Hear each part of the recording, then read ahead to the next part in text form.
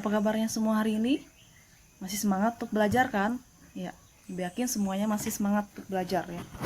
Tidak ada yang loyo, tidak ada yang ngantuk, dan tidak ada yang bosan untuk belajar. Ya, ini kita tidak tahu kapan masa pandemi COVID-19 ini akan berakhir, tapi kita bersyukur bahwa kita masih diberikan kesehatan oleh Tuhan. Pada hari ini kita akan melanjutkan pelajaran kita minggu kemarin. Kita akan masuk ke pelajaran yang baru, yaitu pelajaran 10 dengan judul saling melayani. Ya, siapkan bukunya, siapkan pulpennya, dan nanti pada saat ibu menjelaskan, kalian boleh mencatat yang penting, bagian-bagian penting itu boleh kalian catat supaya buku kalian tidak kosong ya. Catat. Ya, tetapi sebelum kita mulai belajar, mari kita bersama-sama berdoa, kita memohon tuntunan dari Tuhan, kita berdoa. Selamat pagi Tuhan Yesus, terima kasih karena Engkau sudah memberikan kami kekuatan, kesehatan sepanjang malam yang telah berlalu. Kami dibangunkan dalam keadaan sehat dan kuat. Sekarang Tuhan, kami mau belajar, biarlah kiranya Tuhan selalu menyertai, menjaga dan memelihara kami pada saat kami belajar, sehingga kami bisa belajar dengan baik, kami bisa belajar dengan tenang, kami bisa mengerti maksud Tuhan dalam kehidupan kami melalui pembelajaran pada hari ini. Buang jauh-jauh rasa malas kami, rasa jenuh, rasa bosan kami. Biarlah Tuhan, kami boleh diisi dengan Roh Kudus-Mu agar kami bisa bertumbuh dan berkembang menjadi anak Tuhan yang baik, yang selalu mengandalkan Tuhan dalam hidup kami dan setia kepada Tuhan. Terima kasih Tuhan Yesus, haleluya, amin. Ya, pada hari ini kita belajar tentang saling melayani ya. Saling melayani. Nah, sebelum kita masuk ke pembahasan yang selanjutnya, Ibu mau bertanya sama kalian, apa arti melayani? Apa arti melayani? Nah, melayani ini secara sederhananya adalah pekerjaan melakukan sesuatu untuk orang lain. Melayani adalah suatu tindakan atau pekerjaan melakukan sesuatu untuk orang lain. Itu adalah melayani.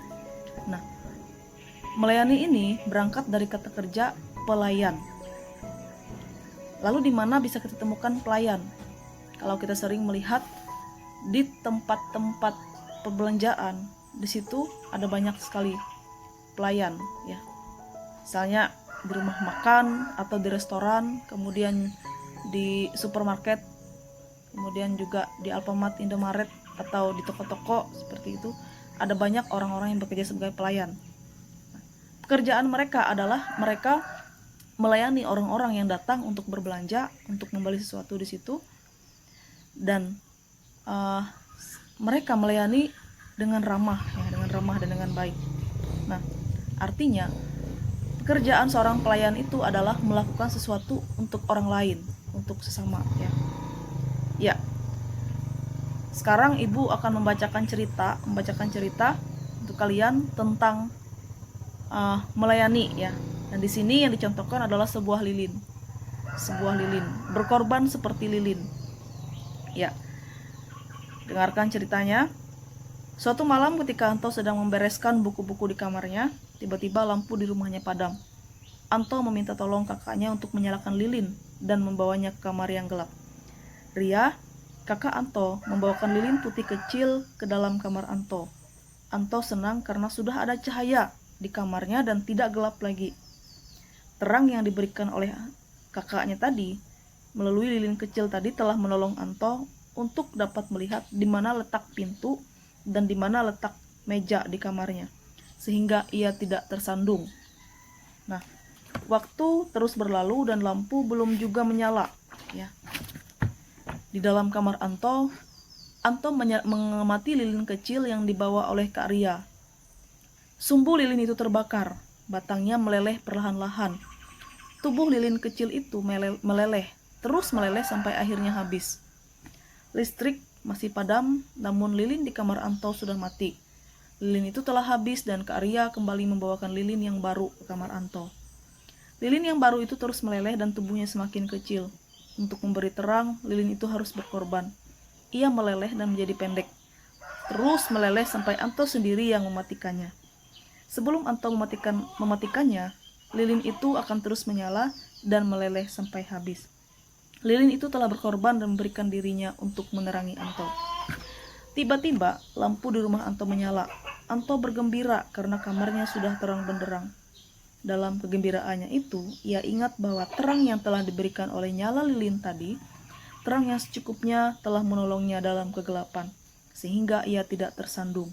Dalam hati Anto berkata, semoga saya pun dapat menjadi seperti lilin kecil yang mau berkorban untuk cahaya, memberikan cahaya untuk melayani orang-orang yang telah membutuhkan. Ya. Nah, di sini ya, melalui cerita pengorbanan sebatang lilin ini tadi, kita melihat di situ ada bentuk pelayanan. Ada bentuk pelayanan. Nah, apa yang bisa kalian ambil di situ? Makna pelayanan yang boleh kalian ambil di situ. Di sini kita lihat ya, bagaimana sebatang lilin yang kecil dia melayani Anto, ya, melayani Anto. Apa bentuk pelayanannya? Dia melayani dengan penuh pengorbanan. Dia berkorban. Si lilin ini dia meleleh meleleh supaya dia bisa bercahaya. Nyala lilin ini kecil sekali, tetapi itu sangat berarti. Dengan adanya lilin tadi, cahaya lilin tadi, ya, maka si Anto bisa melihat keadaan yang ada di dalam kamarnya. Dia bisa melihat, oh ini meja, oh ini pintu. Coba seandainya tidak ada nyala lilin saat itu, mungkin Anto tidak akan bisa berjalan karena saat itu lampu listrik padam. Tetapi karena ada lilin tadi, maka dia bisa melihat keadaan di sekitarnya. Nah, artinya cahaya lilin yang kecil tadi, walaupun kecil tadi, itu sangat berguna ya. Sangat berguna sekali untuk menerangi kamar Anto yang gelap gulita saat itu. Tetapi lilin tadi, dia mengorbankan dirinya, dia meleleh, dia habis karena dia memberikan cahayanya untuk menerangi kegelapan. Nah, anak-anak semua, pada hari ini Ibu mau katakan kepada kalian bahwa pekerjaan melayani ini adalah pekerjaan yang diajarkan oleh Tuhan Yesus. Kenapa kita harus melayani? Kita harus melayani karena Tuhan Yesus sudah terlebih dahulu melayani kita. Apa bentuk pelayanan Tuhan Yesus kepada umat manusia? Tuhan Yesus sudah melayani manusia, terbukti ketika dia memberikan dirinya untuk disalibkan di kayu salib, dan itu semua adalah untuk menebus dosa kita, umat manusia. Melalui itu kita diajarkan untuk juga melayani, ya, seperti Tuhan Yesus. Bagaimana bentuk pelayanan kita? Apakah harus sama seperti Tuhan Yesus yang memberikan dirinya disalibkan, mati di kayu salib? Tidak, ya, tidak seperti itu. Kita sebagai umat manusia diajarkan untuk melayani, untuk saling melayani. Artinya kita juga harus melakukan sesuatu yang berguna untuk sesama kita. Kalau Tuhan Yesus sudah memberikan dirinya untuk disalibkan, mati dan disalibkan, bagaimana caranya supaya kita juga anak-anaknya bisa melakukan hal yang berguna untuk orang lain? Kita tidak harus sama seperti Tuhan Yesus. Kita tidak bisa meniru Yesus karena dia adalah Tuhan dan juru selamat kita. Tetapi melalui hal kecil kita bisa melakukan sesuatu dalam hidup kita yang berguna untuk sesama kita. Misalnya kalau lilin tadi dia memberikan cahayanya. Kalau kita, apa yang kita lakukan? Lagi kita sebagai manusia biasa dan kalian sebagai anak-anak kecil, apa yang kita lakukan? Yang boleh kita lakukan dalam hidup kita, misalnya di rumah, ketika orang tua kalian sibuk, ya, banyak yang mereka lakukan di rumah untuk memenuhi kebutuhan di rumah. Apa tugas kalian sebagai anak kecil? Layanilah orang tua kalian. Misalnya orang tuanya pulang ke rumah, bikin teh, bikin kopi, ya. Kemudian juga bantu orang tua di rumah, membersihkan rumah, ya. Kemudian juga ketika orang tuanya sakit, paling tidak memasak untuk orang tuanya kalau bisa, ya. Itu yang bisa kita lakukan sebagai wujud pelayanan kita. Jadi apa yang kita lakukan itu berguna untuk orang lain. Misalnya di lingkungan masyarakat, ya, ada tetangga kalian yang sedang mengalami kedukaan, ada orang tuanya meninggal, misalnya. Apa yang kalian lakukan? Berkunjung ke situ, memberikan penguatan dan hiburan kepada mereka melalui kata-kata, ya. Kalau kita tidak bisa melakukan banyak hal, kerjakan dan lakukan hal kecil, dan itu menolong orang lain. Misalnya kalian lihat ada orang yang sakit, misalnya di depan kalian atau tetangga kalian yang sakit, jenguklah dia, berdoalah untuknya dan berikan dia semangat sehingga dia bisa merasakan bahwa ada orang yang peduli kepadanya. Ya, itu adalah bentuk pelayanan. Nah, melayani itu sebenarnya adalah kita memberitakan firman Tuhan. Memberitakan firman Tuhan itu seperti apa? Apakah harus dengan berkhotbah di gereja, baca Alkitab untuk orang lain, atau kita seperti pendeta? Tidak seperti itu. Memberitakan firman Tuhan itu melalui banyak hal, ya. Memberitakan firman Tuhan artinya kita menceritakan kebaikan-kebaikan Tuhan dalam hidup kita. Menceritakan bahwa benar Tuhan itu ada, Tuhan itu baik, dan Tuhan itu Maha Pengasih dan Penyayang. Kita menceritakannya itu bukan dengan cara mendongeng, ya, bukan. Tetapi kita menceritakan kebaikan Tuhan kepada orang lain melalui tingkah laku, perbuatan, dan tindakan nyata kita sehari-hari. Kita menolong orang lain, kita peduli kepada orang lain, kita menghibur orang lain, kita berbuat baik kepada orang lain. Itu merupakan cara kita melayani Tuhan dan cara kita untuk terlibat dalam pekerjaan pemberitaan firman. Misalnya kita mencuri, apakah itu memberitakan firman? Tidak, ya. Karena Tuhan sudah mengajarkan dalam firman-Nya, jangan mencuri, jangan berdusta, jangan menyembah berhala. Ya, itu yang diajarkan Tuhan. Kita melayani sesama kita itu adalah dengan memberitakan firman Tuhan, dengan kita melakukan perbuatan-perbuatan baik yang sesuai dan seturut dengan firman Tuhan, untuk kita jujur dan tidak menyakiti orang lain. Nah, anak-anak semua, kita hidup di dunia ini hanya sementara, hanya sebentar saja. Dan waktu kita ke depan, kita tidak tahu apa yang akan terjadi.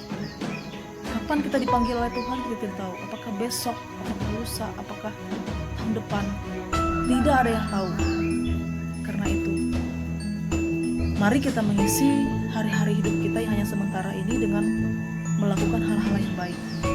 Kita melakukan tindakan atau perbuatan yang berkenan di hadapan Tuhan dan berguna untuk sesama. Supaya pada saatnya nanti ketika kita dipanggil oleh Tuhan, maka kita sudah melakukan apa yang terbaik di hadapan Tuhan dan berguna untuk sesama kita. Nah, kalau kita mengisi hidup kita yang sementara ini hanya untuk melakukan hal-hal yang tidak baik, misalnya kita selalu berkelahi dengan orang, kita selalu membuat masalah dengan orang, kita selalu punya musuh, misalnya seperti itu. Bagaimana kalau besok kita dipanggil oleh Tuhan? Kapan kita memperbaiki diri kita? Apa gunanya kita hidup di dunia ini kalau hanya untuk diri kita sendiri? Kita tidak pernah memikirkan perasaan orang, kita tidak pernah memikirkan orang di luar sana. Kita hanya hidup untuk diri kita sendiri. Padahal Tuhan sudah bilang bahwa hidup itu harus menjadi berkat, ya. Harus jadi berkat. Harus berguna untuk orang lain. Harus bermanfaat untuk orang lain. Seperti yang Ibu katakan tadi, jadilah berkat untuk orang lain. Kita menolong orang dalam kesusahan, kita menghibur orang dalam kesedihan. Kita menjadi seperti lilin tadi, walaupun kecil, tetapi dia bisa menerangi kamar Anto yang gelap. Dimanapun kita berada, Ketika ada teman kita yang bertengkar, kita menjadi pendamai. Ketika ada keluarga kita yang dihadapkan dengan permasalahan, kita mencari jalan keluarnya, membantunya, bukan malah membuat suasana panas. Ketika ada orang yang sakit, kita menjenguknya, menghiburnya, dan menguatkannya. Itu adalah cara kita melayani sesama kita. Kita tidak bisa menjadi pengkhotbah seperti pendeta. Kita tidak bisa menjadi pendoa seperti pendeta, tetapi jadilah berkat untuk orang lain dengan perbuatan-perbuatan kecil yang kita lakukan. Seperti lilin tadi. Sekalipun dia kecil, cahayanya kecil, tapi mampu untuk membantu atau melihat di sekelilingnya, sehingga dia tidak terjatuh ketika dia berjalan. Nah, hendaklah kita sedia untuk menjadi pelayan Tuhan, rendah hati, tidak sombong, dan melakukan yang berguna untuk sesama kita, karena Tuhan Yesus sudah mengajarkan kita. Ya. Saja yang Ibu sampaikan pada hari ini. Selamat belajar, selamat melayani, jadilah berkat untuk sesama. Seperti kata lagu, hidup itu harus menjadi berkat, ya. Nah, untuk hari ini tugas kalian di rumah, kalian nanti membuat kalimat, ya, membuat kalimat dari kata yang akan Ibu kirimkan di video ini. Nanti Ibu akan kirimkan ada beberapa suku kata, dan kalian buat kalimat singkat yang menunjukkan sebuah pelayanan, ya. Kalimat singkat yang menunjukkan sebuah pelayanan. Contohnya di sini ada kata berbagi, Misalnya kalimatnya seperti ini. Aku mau berbagi berkat untuk orang lain. Itu kan sudah kalimatnya, sederhana saja. Nanti bukan memberikan untuk kalian, dan seperti biasa tugasnya tulis di buku tugas dan kirimkan ke WA Ibu. Ya, itu saja yang Ibu sampaikan. Selamat belajar, tetap semangat, jangan lupa berdoa. Tuhan Yesus memberkati.